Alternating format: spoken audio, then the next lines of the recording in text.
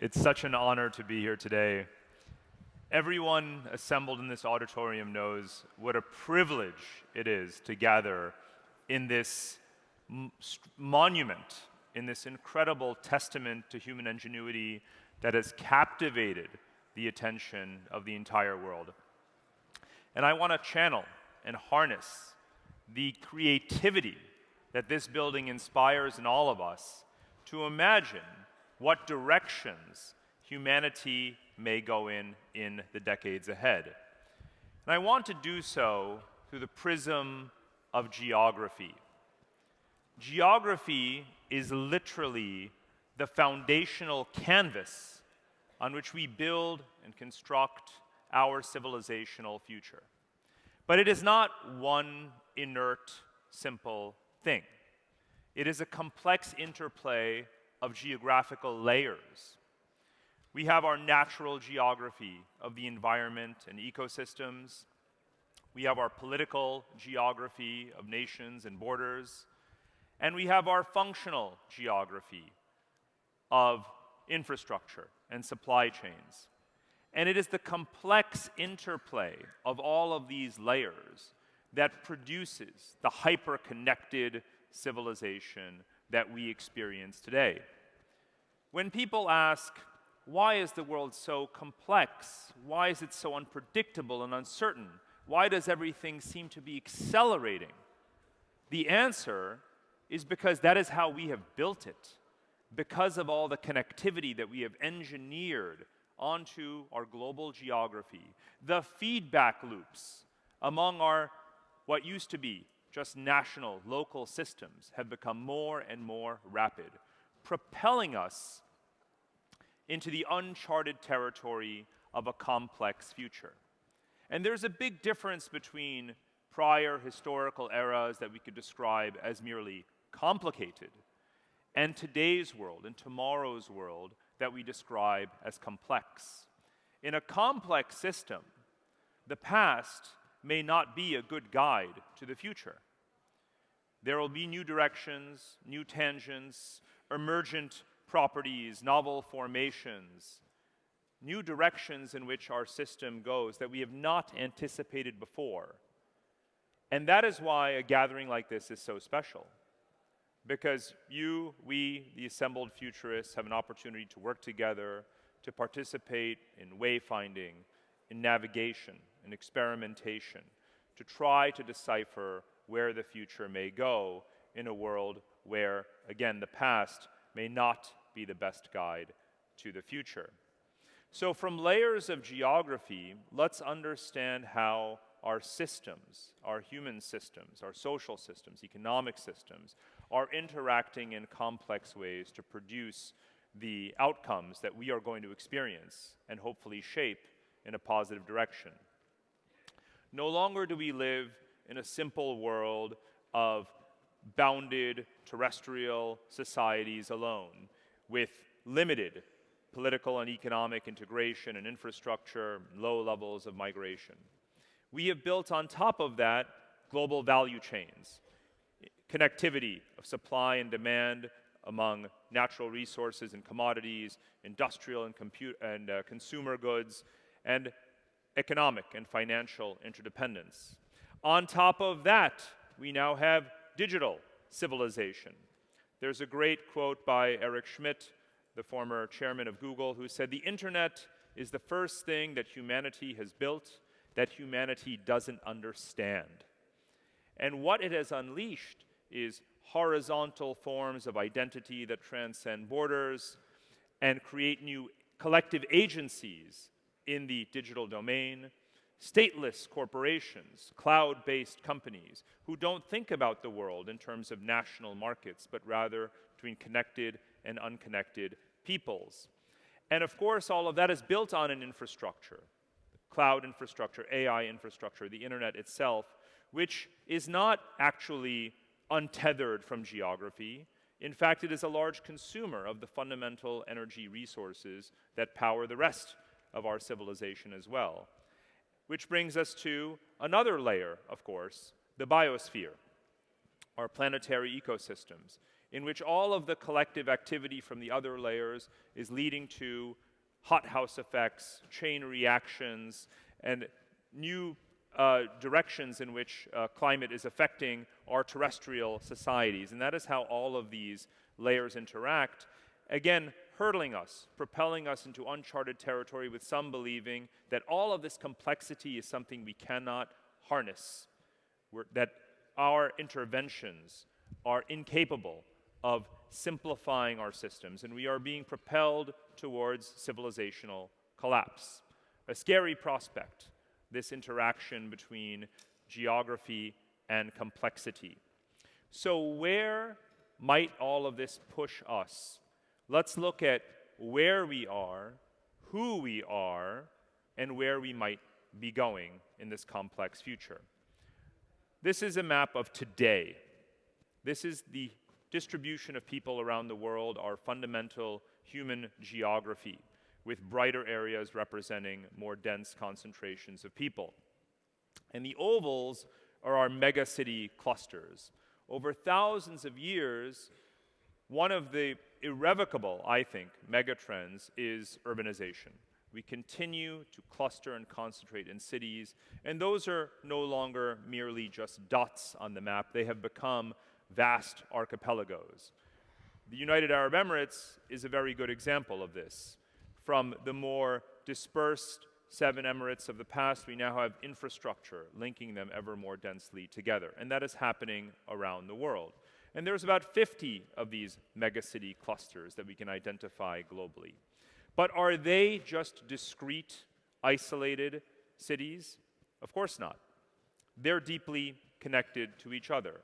Let's layer the functional geography on top of the human geography, and let's soften the political geography. And what do we get?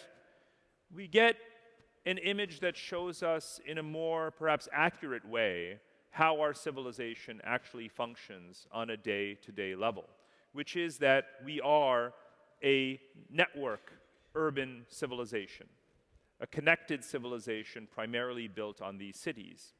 And there is no nation, no country that can thrive, that can excel, that can be influential in the world without having great cities, one or more. That has always been true, and it is true today. We talk so much, or at least our headlines are dominated by notions of protectionism, xenophobia, fragmentation. Ask yourself, has the number of connections between cities, airlines, been going down? Is the number of internet cables connecting our economies and cities reducing? Are stock exchanges not trading bits and bytes? Of course not. Connectivity is going up. Cities think differently than the way we project onto countries. Can you even measure the value fully, accurately of a city like Dubai without taking into account all of its connections to other cities in the world? That applies to almost every city. It's most certainly true of the world's most connected city. And so, yes, it's complex. It's very hard to even calculate. Some people speak of quantum economics as they try to figure out the value of urban economies in relation to national economies in relation to the global economy. But one thing is for sure, we are continuing to invest in this connectivity, and we're continuing to be vested in this connectivity, and that makes this a collective enterprise. Now, let's turn to the who we are going to be in this global, connected, urban network civilization. There is another major inflection point that we are experiencing, and it has to do partially with issues like urbanization and modernization and people moving into cities and becoming wealthier, which is that the global fertility rate is declining. And so, unlike any previous generation, and certainly no period in time that anyone alive today can remember, the world population is not increasing the way it did over the past 100 years, from only 2 billion people in 1920 to the 8 billion people alive today. it is peaking and will probably within the lifetimes of everyone here begin, in fact, to level off and decline. We are not prepared for that world. No one alive today has experienced it or even heard stories from parents or grandparents about what a depopulating world could look like. It's something that we now have to grapple with and to try to divine what implications it has for our civilization. Now, what it looks like in terms of generational structure is also uncharted territory. Because whereas in the past, every generation has given birth to a generation larger than itself, that too has stopped happening. It's been particularly apparent over the past 20 years, since the global financial crisis, since COVID, and other phenomena along the way. And the result has been, if we look right now at the size of each demographic cohort, millennials, Generation Z, Generation Alpha. Generation Alpha is now predicted to be, and that's today's children, small children, toddlers, babies, will be smaller than Generation Z. So today's Generation Z, teenagers, young adults, are actually the largest generation that our species has ever produced and will ever produce. And it seems to be shrinking from there. But that doesn't mean that the world is aging, even though we have, due to longevity, a major theme of this event today, more people living longer. Most of the world population is actually still young. But if young people have lower fertility rates, then this generation of young people, millennials, Gen Z, and Gen Alpha, are not only the largest generation of the present, they also represent the majority of the future. A colloquial way of putting it is that our children are not having children, or as many children. And therefore, the present people are also the future's people. Again, unprecedented. How can we try to map out the future of human civilization and understand who we are, where we'll be, what we want, unless we take that fundamentally into account? So we've talked about the complex world we've created based on connectivity, the demographics of today, and entering the demographics of tomorrow. Now let's get back to how this maps onto geography, because yet one more unprecedented mega trend affecting all of us is climate change. So here what I've done is to layer the demographics, with red being the most densely populated areas, as you saw before, but you bring in what is known as the suitability index, the changes to the livability of a geography as global temperatures rise. And what you see is an alarming picture, of course. Areas that are red are not only densely populated, but are also heavily climate stressed, whereas green are areas that are already not very densely populated, but are actually becoming more livable as climate change accelerates. Now, this paints a very worrying picture, because of course you have most of that present and future population of young people alive today, the future of our species, is primarily located in geographies that are increasingly climate stressed. And if we don't invest in adaptation to climate change, and in adaptation for our societies, economies, countries, nations, we will actually be accelerating that demographic demise of our own species. And so hence, when complex systems theorists warn about those chain reactions between our terrestrial systems, our value chains, our economies, our digital civilization, and our biosphere, there is a logical case to be made. Here again on this map, I didn't emphasize the borders. But in fact, that might be one of the gravest obstacles to the adaptation that we need to undertake.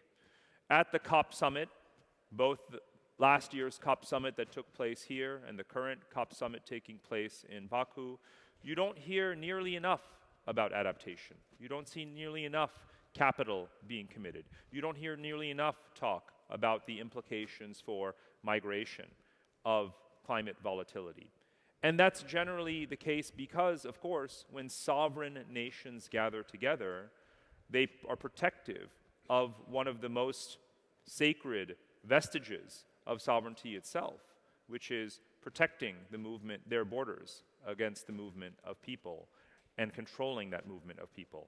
But address it we must in this landscape, in this gathering.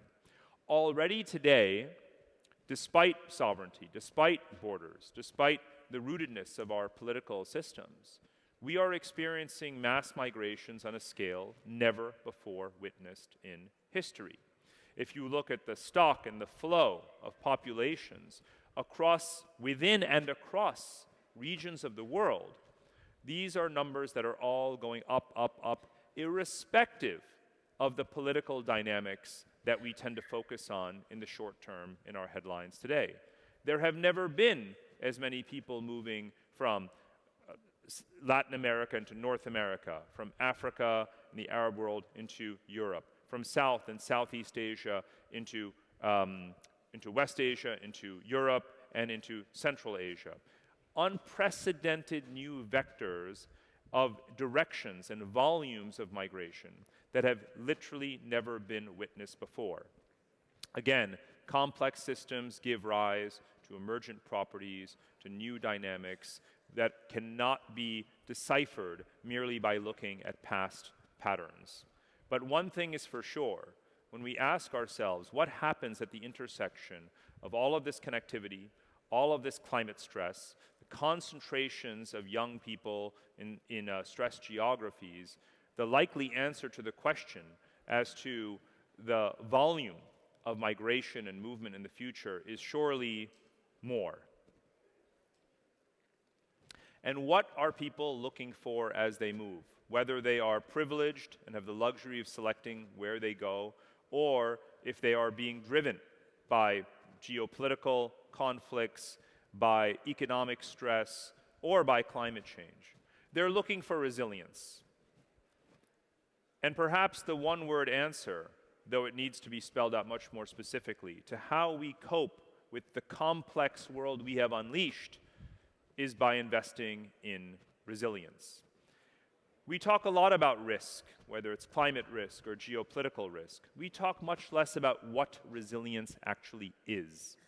And what it is something that actually we can appreciate here in Dubai and in many other places in the world, though far too few, which is building the necessary infrastructures, having the policies to accommodate people, to provide a good quality of life, and to cope with the various shocks that we either can predict or can't predict that are unfolding across the world today.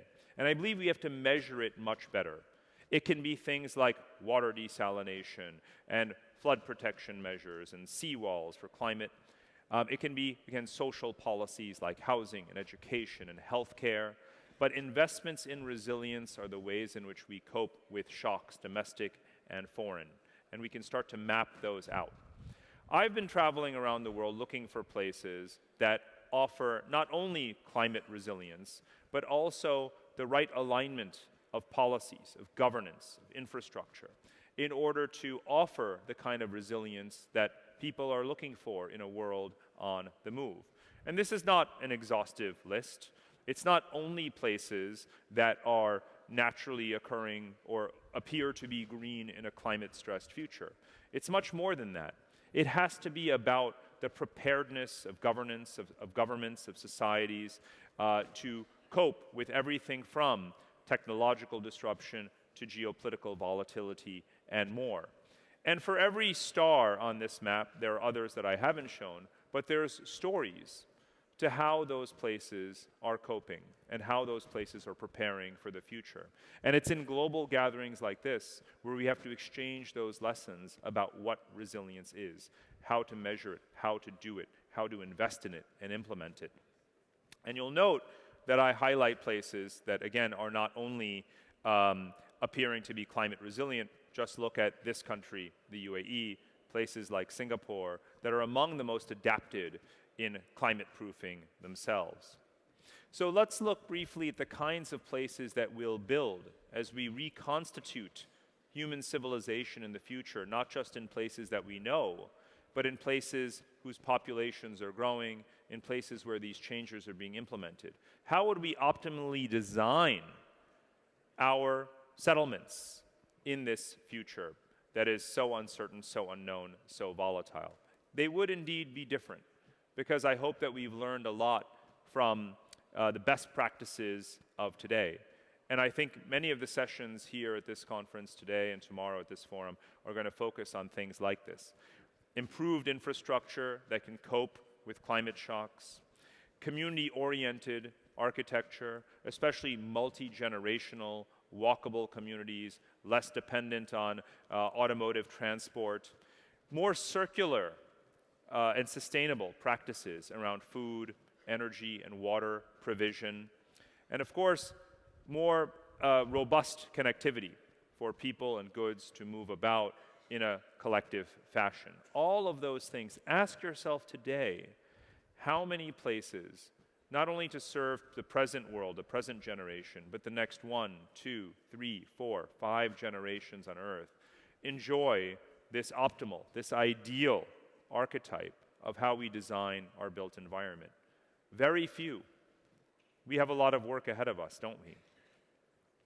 And so people will continue to migrate, to move, even to be collectively more nomadic than we have been in many, many centuries, in search of resilience, in search of societies that are aligning all of these ingredients, putting together all of these components of a better settlement, of a better a world for ourselves. And as we do that, and as people migrate and blend, one of the other things that will continue to happen is that we will have this demographic fusion of different cultures, melting pots, places, of course, like Dubai. And so, one of the things that might be consistent across space and time is that great civilizations, great societies, are places that are welcoming to people from all walks of life, from all corners of the world. Because it is the great societies of today and the great cities of today and tomorrow that are melting pots, that harness people from everywhere, the talents that they bring to the table. Dubai, again, is unique in the world in terms of the number of people who come from other countries. There's never been a place with this many non-local residents. And yet, that is very much a role model, a template for the future, despite today's politics in many other places. And so I leave you with this thought. I presented several layers of geography: the natural, the political, the functional, and the human. Let's put them all together. And when we do, it creates an image like this, one that is really reflective of how our civilization operates, the world we have built, the complexity that we have unleashed, all of the feedback loops amongst these layers of geography. And as indecipherable as it may seem, it's also an invitation and a reminder that we are in the driver's seat. We choose what to build, where to build, how to build. And when we do, we are reprogramming our geography. Today, it is not optimal. The geography of where people are, where resources are, where infrastructure is not ideal for the future world. It's up to us to make the investments that are going to lead to a new map of the future. And so I challenge you all to think about what your role in that is going to be. Are you going to be the ones who develop the ideas, who design and deploy the technologies, and deliver them to the people where they are needed? Or will you be involved in moving the people from where they are to where the resources and technologies are that are going to lead to a better civilization, a better outcome for all of us? That is the challenge we all face. And that is what applied futurism looks like, that all of you are active participants in. So I want to thank you for having me here this morning, and I wish you all the best for the forum ahead. Thank you. Thank you very much. Thank you. Thank you.